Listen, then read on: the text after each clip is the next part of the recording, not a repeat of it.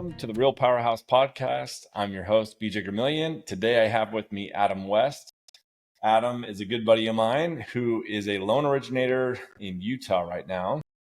But thankfully, he also originates loans in multiple states, two of which being Tennessee and Georgia.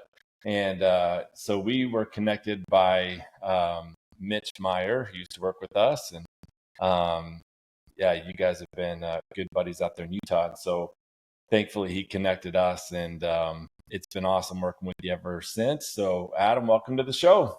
Thank you. Excited to be here. Yeah. So we're going to have lots of questions, I'm sure, about loans and what the heck is going on with rates. And I know that everyone is anxiously awaiting, but no one more probably than you and your industry for the rates to come back down. So yeah, we'll dive into that. But before we get into that, maybe just fill us in. Tell us a little bit about your family life. Yeah, family life. I got 2 boys, 5-year-old, 2-year-old. Been married for almost 10 years now. Next year will be our 10th year anniversary. Congrats.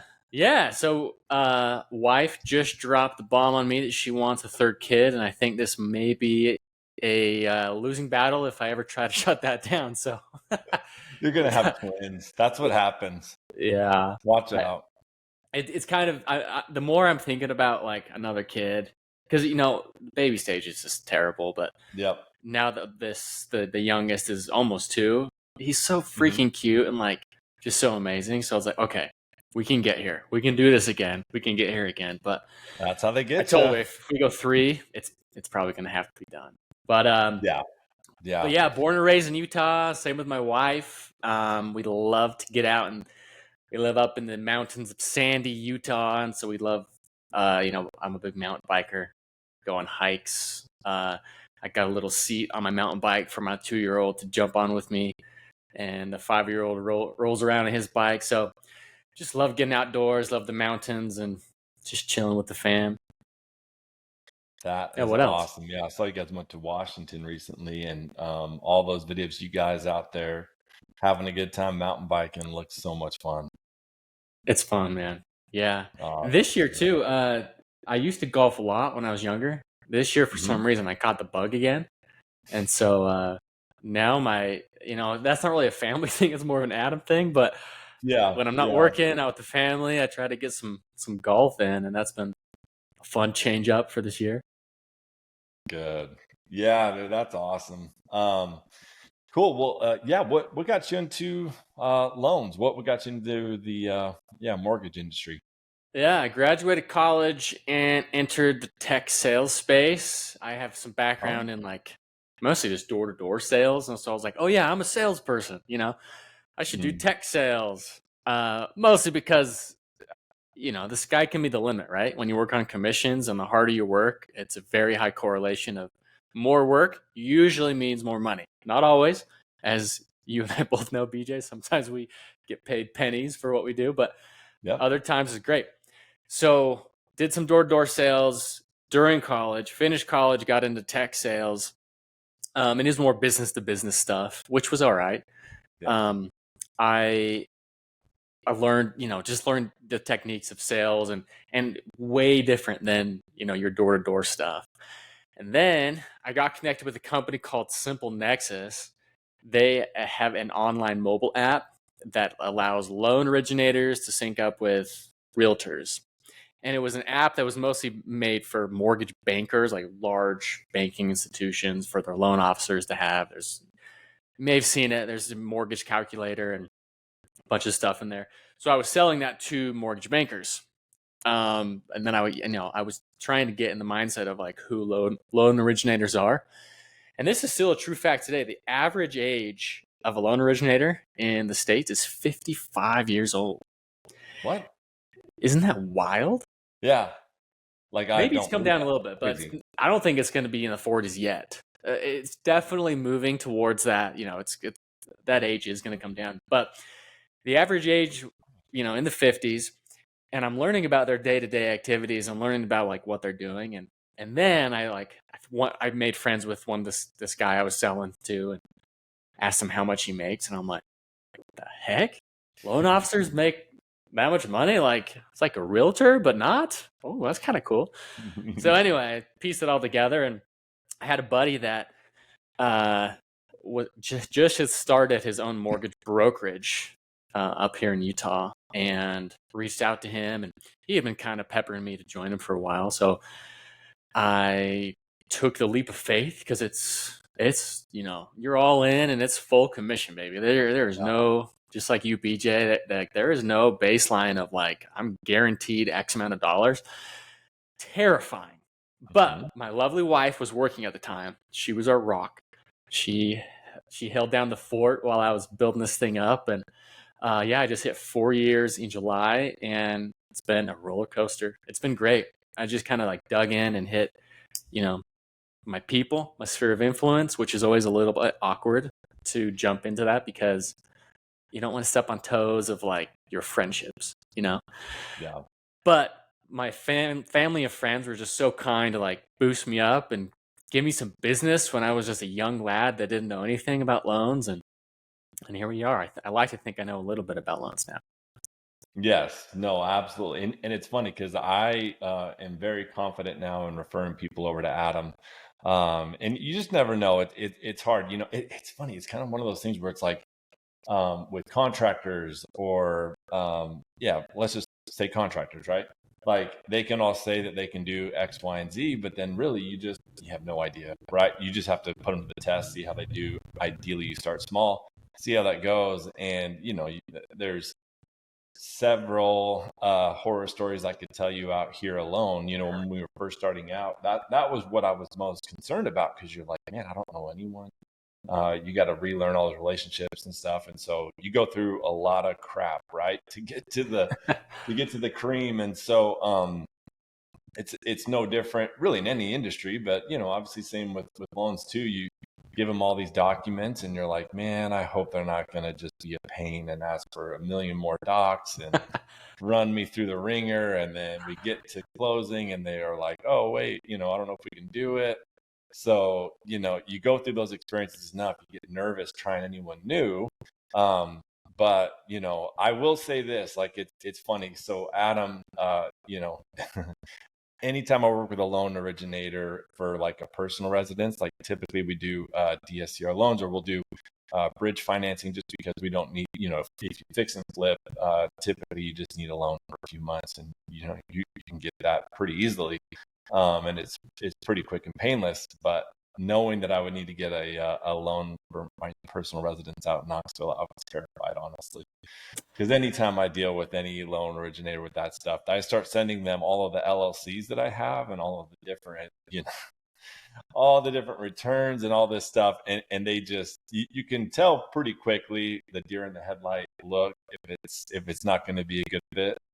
But you never had that once with me. And honestly, it was like the fastest process. And I was shocked. Like, I kept waiting for, something to drop, and for you to like reach out to me with that phone call, like, hey, we need this, or this isn't going to work. But that call never came, and we're in our home, and it's all because of Adam. And so, like, how do you feel? Like, I'm just curious, how have you been able to, I guess, navigate those complicated waters to get it to the point where you make it seem so simple? Because that was what stood out to me more than anything, was like, you really did simplify the process. I'm just curious, like, how you figure that out. I think a lot of what we do in our industry, same with you, it's setting expectations. And you kind of already had something, like you had a baseline of like, this could be so terrible. Mm-hmm. So you kind of already set it for me to be like, you knew that there was stuff that you had to get. You knew that there was documents, and then even after you think you're done, I'm going to come back for more. So you kind of set those for yourself, which was nice. But I think like with anyone that we deal with, like, you set the expectations and you let them know, like, if all goes well, here is the perfect world scenario. But, things are probably going to come up. I think that, and whether or not you realize that, BJ, I think that was like the biggest part of like yours, right? You kind of already knew that. So did I. So we went into it and just tackled what we could. The other side of that, though, is like, it's all about presentation, because I can be calm and cool and collected on the phone with you and be like, yeah, I got this. But you had your personal scenario, like you said, like there was a lot of going on. You have pastors coming in, this LLC is giving it this. There's a lot of stuff. And so like, it wasn't just me. Like I have a team behind me and I have support staff that can help me get through those crazy scenarios on income. Or if it's not you and it's someone else and it's like the weirdest guideline in the world, it's like there are different avenues that we can get down to or different people that we can ask. So I think a lot of it's just like relying on the people that know more than you, which is so nice to have in this industry because every single deal that we do or every single flip you do, like something new is going to come up and it can bite you in the butt if you're not ready for it. But if you're ready to roll with the punches, I think it's a big part of it. So, setting expectations, also, and then in the meantime of like presenting, keeping it cool, keeping it relaxed, that goes a long way, right? Because you can feel someone's energy, and if someone's frantic and scared or nervous, like that's going to relay back to, the buyers or whoever we're dealing with in the industry. So, and that comes with time because not every deal goes as smoothly as yours did. Some are just terrible. Oh yeah.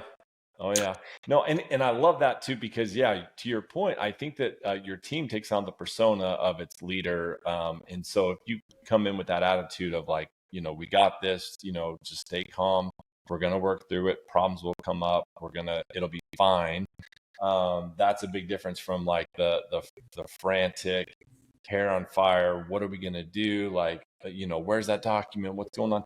And so it's interesting because to your point, like I love that you pointed out, like it takes a village, it takes a team, like you got to make sure you have the right people behind you, helping you. So it comes across like, like this is no big deal. Because I don't know, like I think that is super important, just having the confidence that, you're going to be able to figure it out. And then I also think too, like, and this is something that I feel is so underrated, that people don't talk enough about, like in sales, specifically, is if you're just nice to people, like just being a good dude and like happy and just like easy to talk to. I don't think people understand how much grace that'll give you to, if something does go wrong, at least they like you. And I just feel like, I don't know if that gets discussed enough. Like people want to do business with people that they like. And so you're a very likable person. And I don't know, sometimes people glance over that, but I actually think it's like a superpower. It's like, because a lot of people are stressed, especially in your industry, and so again, like being able to just be like calm, cool, collected, and then just nice. I don't know. I call it the it factor. Like if someone just has like a charm at all, like if you're able to talk to someone and smile and like connect with someone on a deeper level than just like hello, how are you? Yeah. What, like, I don't know, that weeds out like 60% of the population, like right there, right? Maybe more. I don't know. Yeah. And I'm not saying that like we're perfect at it, but it's just, I don't know. The good Lord bless us with just a personality, I think is what you're saying, right? Right. And if you have that, and if you add in hard work, determination, and just like a good attitude, you can turn something into, or what am I trying to say? Yeah, you can just make something out of your life, right? You can, if you're putting your time and energy into the right thing. Of course, people can, Right. The other thing I'm curious about, what does your team look like as far as, how many people are on your team? And then, are you the one that hires, people? Are you the one that are, so tell me a little bit about how have you built out your team to be so successful? Yeah, so we have, there's a few hands in the cookie jar, as I think you probably noticed, BJ. We have like a loan coordinator that helps with the setup and the early disclosures behind the scenes. And I don't think I had him when we did your loan, but I now have like a loan officer assistant. And so he's going through and he's kind of the first eyes on everything. He's scrubbing documents. He's just kind of like my right-hand man, my secret sauce behind the scenes. His name's Justin. Shout out Justin. He takes a lot of my plate. So then I can focus on like the bigger picture, because it's so easy for us, you as well, to get lost in the weeds, right? Like in every little transaction, you're looking at the paperwork and you're going through the numbers. There comes a certain point where like that is just a time suck. It's not money making activity. So yeah, I now have the, Justin as an LOA, loan officer assistant. Then we have a loan coordinator, and then we have a processor. And I think you dealt with Christy, if I'm not mistaken. Nice, But yeah, they're just there to kind of comb through everything with me. And, it's a loan originator's job to be like the first gatekeeper of, hey, here's the income. With UBJ, it's like, here's like a rough idea of this dude's income. Can I get a second pair of eyes on this? And then, as the process gets going, it's amazing when it's streamlined as it is. We're gonna be like, all right, here you go. I'm gonna be here for the big stuff. We're gonna like talk about your lock. We're gonna talk about rates when that comes up.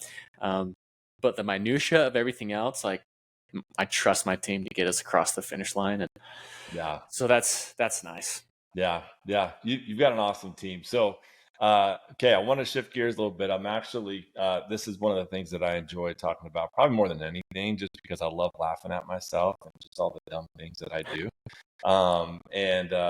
They just create so many stories. So I honestly just enjoy, talking to others that have the ability just to laugh at, their mistakes and failures in life. And so I'm curious, did you have any big bonehead moments that you can look back on now and just laugh, but that also hopefully helped you to learn some pretty important vital lessons, and it doesn't have to be necessarily just in the lending industry, but maybe just throughout your career, have there been any of those moments where you're like, holy smokes, that was a big miss?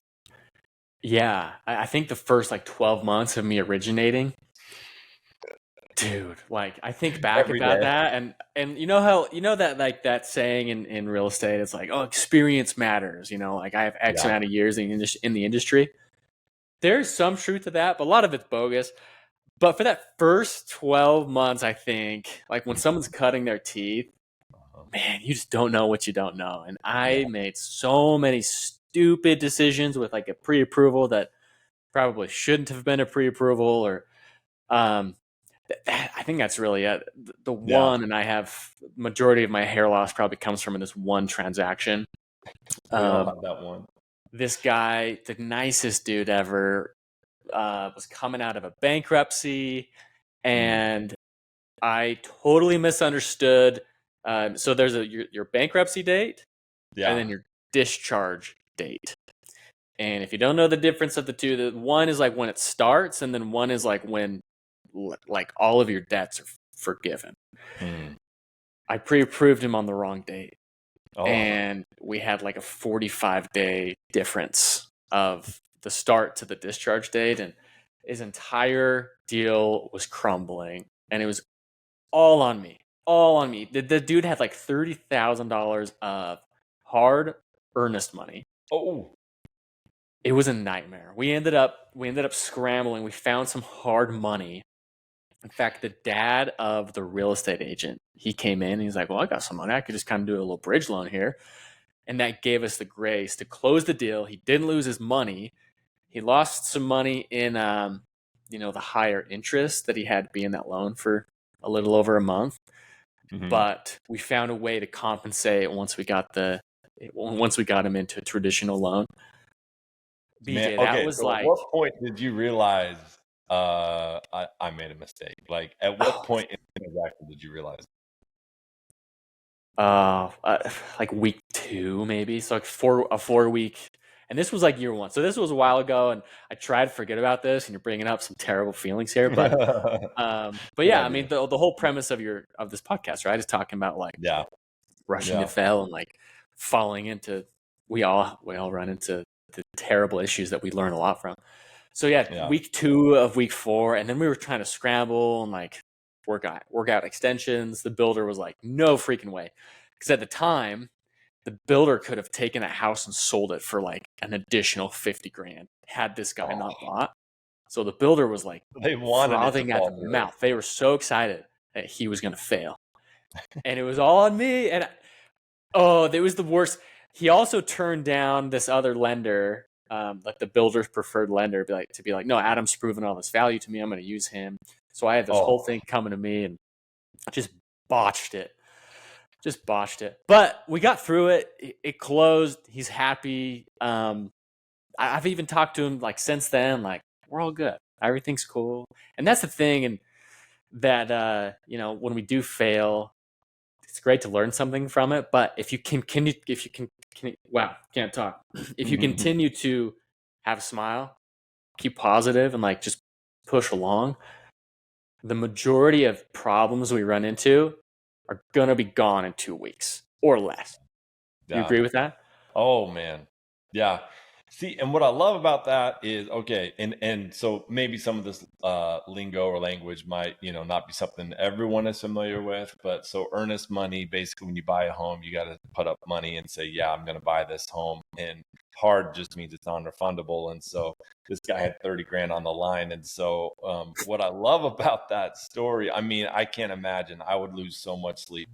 And that's a big reason why, I got out of being a financial advisor, because I was like, man, well, what if the market turns? Because I got in it in 2008 and everything was going up, after the crash. And so obviously I look like a genius, but I'm like, when that happens the other way, I don't want those phone calls. And so, you got 30 grand of this guy's hard-earned money that he's about to lose because of you and your mistake.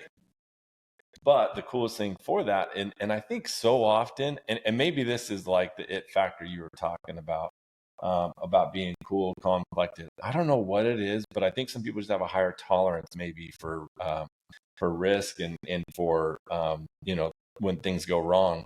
There's just like this weird confidence that some people just have, and you're like, I'm gonna figure this out. Like, this is horrible, but I still think there's going to be a solution somewhere. I don't know what it is, but it's somewhere.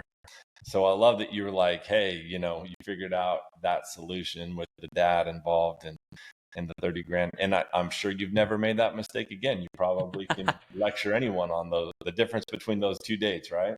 Oh yeah, that's like my first question now. Oh, bankruptcy? Please give me all your documentation right now. I want to see all the dates. Yeah, man, you're probably like the go-to guy now for bankruptcies. Like, if you ever have this, because you probably researched every single, part of that to figure out how you could fix it. Yeah. When things go south, you learn a lot as far as, loan officer, probably same realtor. You learn a ton about the nuances of that problem. Yeah.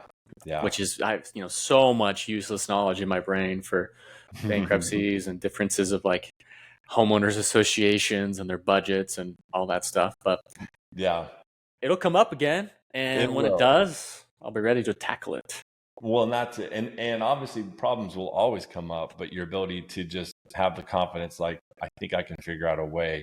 That's, I feel like, what separates, those that are going to make it in the industry and those that just won't, that panic and just kind of run. And so, yeah, moving forward to that, actually, I'm sure a lot of people in the mortgage industry, as well as realtors, you've seen quite a bit of people drop out. And so I'm curious, how are you guys handling the shift with the Fed increasing the rates? And then also, what do you guys feel like is going to happen? Because I'm sure you get this question 1,800 times a day. So here's your chance to go ahead and go live with it. I'm curious. Yeah. So the first question was like, what are we doing to just deal with the market? Mm-hmm. Yeah. A big part. I'm a big believer. I've probably already touched on this and what I've said, but just mindset. There is so much business out there to get. There are people that need to buy a house. There are people that need to stop renting. There are people that are moving into Utah or out of Arizona to Tennessee or wherever, right? Yep. People are moving still. Mm-hmm. The rates suck. You can't deal with that, but people have their lives to live and they have homes to purchase. Yeah. And so I think so many loan officers have just put their head in the sand and they're just afraid. Oh, I don't want to see what's out here. I can't sell this rate. I can't do this. I can't do that. To deliver, that's not going to get you anywhere, right? So huge mindset of just positivity. And if you feel like you're not busy enough, go get busy. If you feel like you're not working, like, figure out do something different. There's so many avenues to find a lead or to make a connection. Yeah. Another big thing too that we've been focusing on is just building relationships.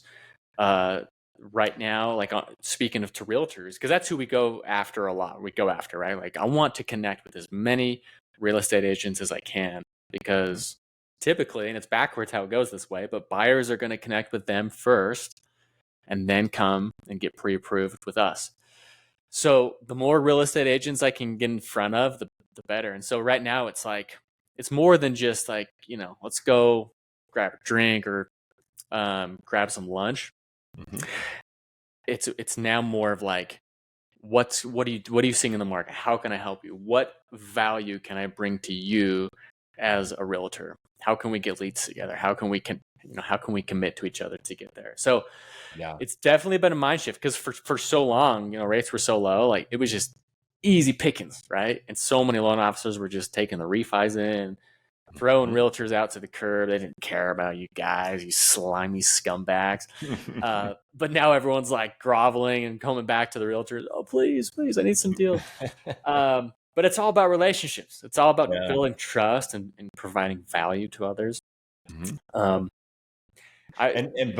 So like before we get into the rate conversation, I did want to touch on what you just said, because something that I've actually noticed a pattern several times with super successful people, and that is so in 2008, actually, when the market hit the fan, a year or two before that, the first broker that I started to work for in Arizona had been going out to banks and starting relationships with bankers and just asking them if they ever have any foreclosures or short sales or anything like that.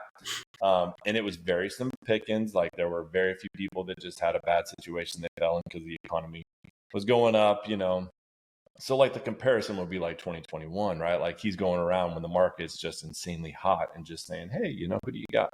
And just built relationships and was going around talking to them. And then, fast forward a year later, when everything hit the fan, they only had one business card. They only knew that, oh yeah, there was this guy that stopped by, he stopped by every once in a while and would check in, and we didn't give him any business because there was no business. But now we're like, I don't know anyone in this industry. So guess what? He was the very first phone call, and he ended up making millions of dollars every year for like 4 years. He could retire, I'm sure, off of those earnings, because they didn't know who else to go to, because he had planted those seeds. And so the time to prospect and build those relationships is when times are tough. Like, that's why most businesses start, in recessions, not in good times, because they planted the seeds way before the harvest came. And so the fact that you're just being consistent and just following up with those realtors, and you've been that way this entire time, when everyone leaves, because it's not easy anymore, the people that last are just going to reap like crazy. The minute those rates go down to 5, I can't imagine how much fun you're going to have. That's the hope. Yeah. How little sleep I'll have, probably. Seriously.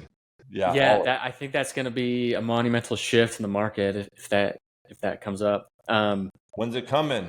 Yeah. You want to talk rates? Yeah. Tell me. Yeah. Here's my spiel. And this is the way I get asked this. What'd you say? Like 800 times a day. Yep. No one knows. No one freaking knows. And you can never time it. And so I always will set I'll set the playing field when talking to a brand new buyer, or maybe a second or third time buyer. Mm-hmm. They're asking about how to time it, how to get the rate, blah, blah, blah.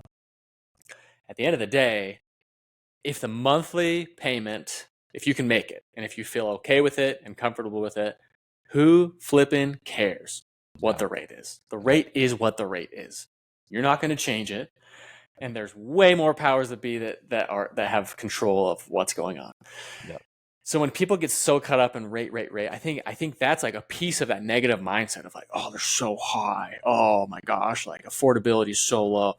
Mm-hmm. True, yeah, but like control what you can control. So I think that rates, I mean, like, if I had to put on my futuristic goggles here, mm-hmm. I don't know, man. I 2024, maybe next year, but the more and more of what's happened so far this year, it's like 2024 could very well just still remain in the 7s. Like, Maybe we're going to see rates dip up into get up into the 8s, and then 2025, maybe when they come down. I don't know. I leave it a very, very vague when I talk to people. 24 to 36 months from now, we can potentially look at doing a refinance. Yep. If it comes sooner, sweet. If it doesn't ever come, sweet. And that's another thing, like control what you can control. There's a big, you've probably seen like all the videos out there right now. It's like, now is the best time to buy. And I think that realtors and loan officers always say that, then they give a justification for why. Yeah. But right now, the big move is it's the best time to buy right now because once rates do come down, it's going to do two things. Demand is going to go through the roof. You're going to have all these people that have been kicking a tire down the road wanting to come buy. And that is going to yield inflated valuations again.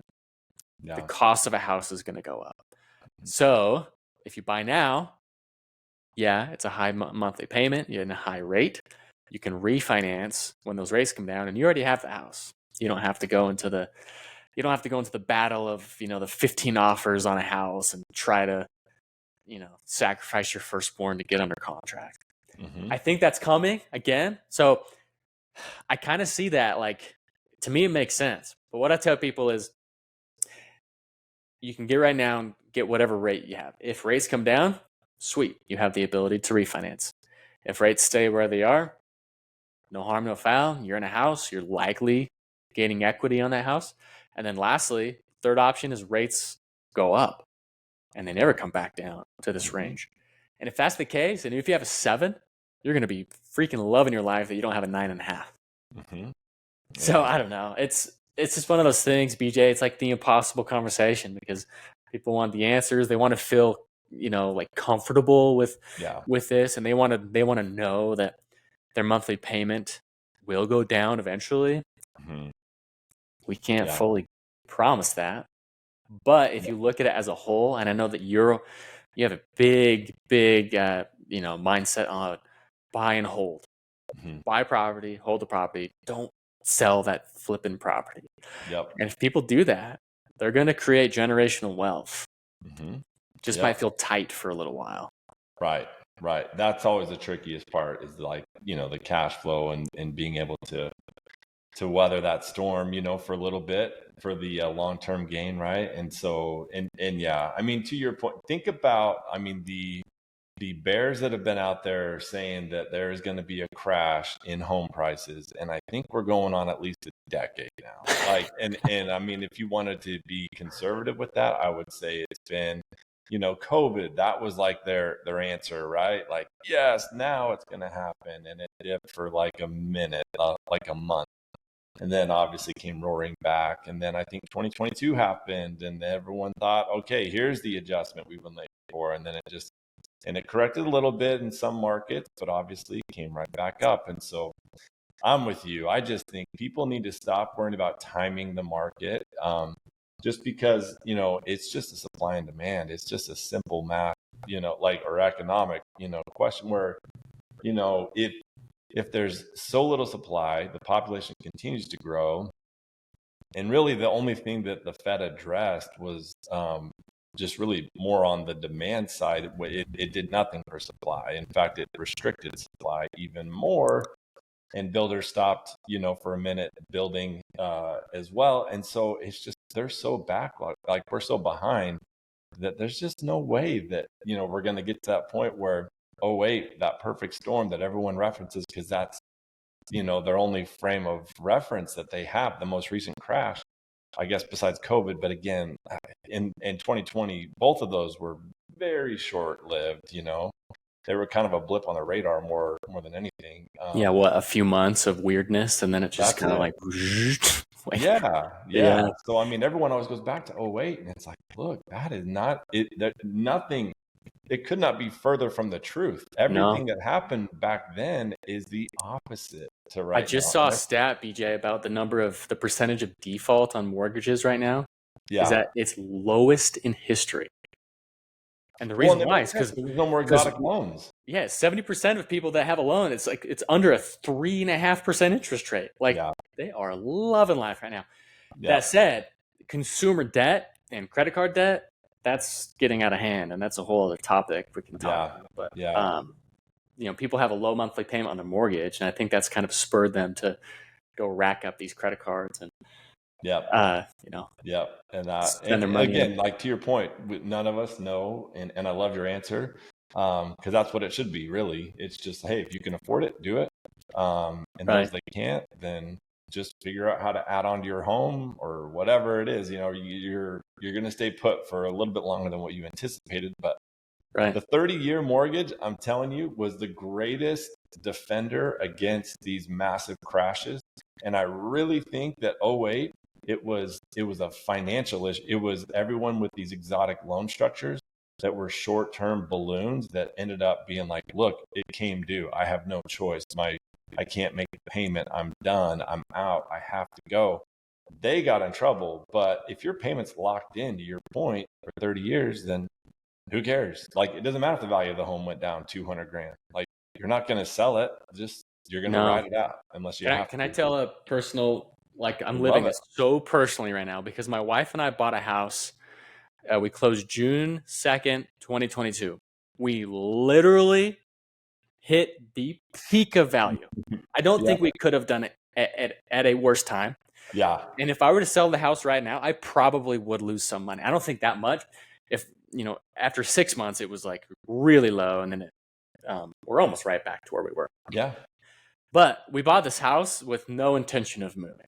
Mm-hmm. We are here. We're going to raise our kids here. We got in a great school district. Like, we're very excited to where this is at. And, I don't talk to my wife about this, but I'll talk to guys like you about it, where it's like, it doesn't matter, right? Yeah. If I told Allie, she'd be like, oh, we're underwater right now. Like, yeah, a little bit. But are we selling this thing? Heck no. We're going to hold this thing. And by the way, I got a rate in the 4s. Heck yeah. So, like, I'm patting myself on the back, loving life, right? Mm-hmm. I could buy a house $500,000 more and have the same monthly payment as I do on this one. So it's, it like checks and balances and everything. It's all relative, right? Yeah. And same thing with anyone looking to buy a house right now. Like, are you going to sell it in 3 months? Probably don't buy it. Probably don't get into the game. Yep. Are you going to live in it and at least commit to 3-5 years? Cool. That sounds like a great way to turn some money. Yeah. Man, this is awesome. Cool. All right. Well, we like to always end the show with 3 questions. It's like our lightning round. And so I'm going to start off with the first question is a softball one. So any podcasts or books that you've been reading in the past year that have really, I guess, stood out to you or that you've enjoyed? Yes. Hate Incorporated by Matt Taibbi. I've not heard of that one. The most wild story of like him following, he's a journalist. He follows political campaigns. Oh, wow. And he just kind of gives like a new insight to just how insane the political of how the media influences politics in America. Wow, man, that's interesting. Yeah, I don't think I want to know any more about how corrupt our media is and our politics. It may tick you right off, dude, but it's a great book. Yeah, man, that's cool. Right on. Okay, so if you were able to go back, let's say a decade from now, to your younger self, is there anything that you would want to, any piece of advice that you would give yourself? Oh, yeah. I mean, keeping the topic here, buy as many flipping houses as you can as soon as you can. Yeah. I think back that on our first house as well, I would have loved to, repeat and try to buy a duplex or like some kind of multifamily with a low down payment for that first one. Yeah. Yeah. I think back at that a lot, BJ. And then maybe, like buy some Dogecoin and just hit the moon on some crap crypto coins. Oh man, seriously, like, can you imagine if you knew when to get in on, let's say, Bitcoin or real estate? Obviously in 2008, I'm the same. Anyone in real estate is like, gosh dang it, why did I sell any of those properties? Yeah, we'd all be done right now. We'd all be retired doing something else, I'm sure. But Yeah, we could be Dogecoin billionaires, BJ. Dogecoin billionaires. Yeah. Yeah, exactly. That's so funny. Um, that's awesome. And dude, it's so funny. I normally have these questions in front of me and I cannot remember the third one. And we're talking, I'm like, what is the third one actually that I always ask? But so we won't worry about the third question, but is there anything else? Yeah, like any other, I guess, tidbits or wisdom that you would give to people? Actually, yeah, let's ask this. We're going to mix it up a little bit actually this time. So, is there any piece of advice that you would give? Because I'm sure that you have people that ask you about becoming like a loan originator, and they want to get in the industry. So, I'm just curious, like, what would you tell them now if they're just curious about starting their career in the mortgage industry? What would you tell them? Tell them to run away. No, just kidding. Less competition. No, I mean, we have some like brand new loan officers that are cutting their teeth in this market right now, and so my main thing to them is like, here's a playbook, and we offer that in our branch, in our company. Like, it's literally called a partnership playbook, like how to build up partners and like how to build your business. Mm-hmm. Follow that to a T and commit to the grind. Because I think if someone's really like, if you got a young and hungry person, whether they're a realtor or a loan officer, and they want to come in and make a name for themselves, like you said, BJ, like now is the time. If they can prove themselves of value in today's market, when the market gets a little bit easier, where are they going to be? They're going to be 10 miles ahead of the next person. Yeah. So I think if anything, and it's going to be freaking hard, right? Like to cut your teeth right now, like you will get rejected. You will go through so much bull crap to get to the other side. But if you're committed to it, and if you're willing to potentially not make any money for, the first 6 months, 9 months, depending on when you get your first deals through the door, if you can survive that storm, like you said, I think that the other side is going to be a very, very good spot to be in a career. Man, that's such a good point. And it's funny. It's very similar because obviously real estate and mortgages, we're in the same family. And so a lot of the advice is going to be similar. Anyone that talks to me about it, I'm like, look, you obviously you have to have reserves because you're not going to make anything for at least, 60, 90 days if you're lucky. So obviously, make sure anyone wants to get into it. I would always tell people really like, hey, stick to what you're doing. Like keep your day job. If you got consistent money coming in and then do this on the side and then, learn slowly or whatever, and you can learn as fast as you want, but just have that nest egg because it is pretty daunting just to dive in completely. But if you do, the one thing I have realized with people is I don't care if I used to think that when I was hiring, I would look for people that were really good at, talking or they were really polished. And, I'm like, man, that guy's probably really good at sales. And then I realized it's not about that. Like, it's just people that are consistent, that call and just every day show up and they just do like they just hit their numbers. That's it. Like there's nothing more to it. There's no numbers game. I think, to your point, to explode, it's just being there, right? Like going to the open houses, meeting people, shaking hands, kissing babies. Yep.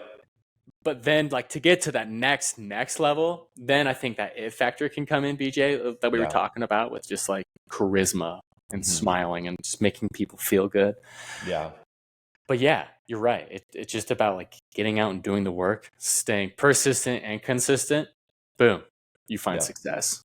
Man, love it. Well, you did not disappoint. You didn't lay an egg, so by any stretch.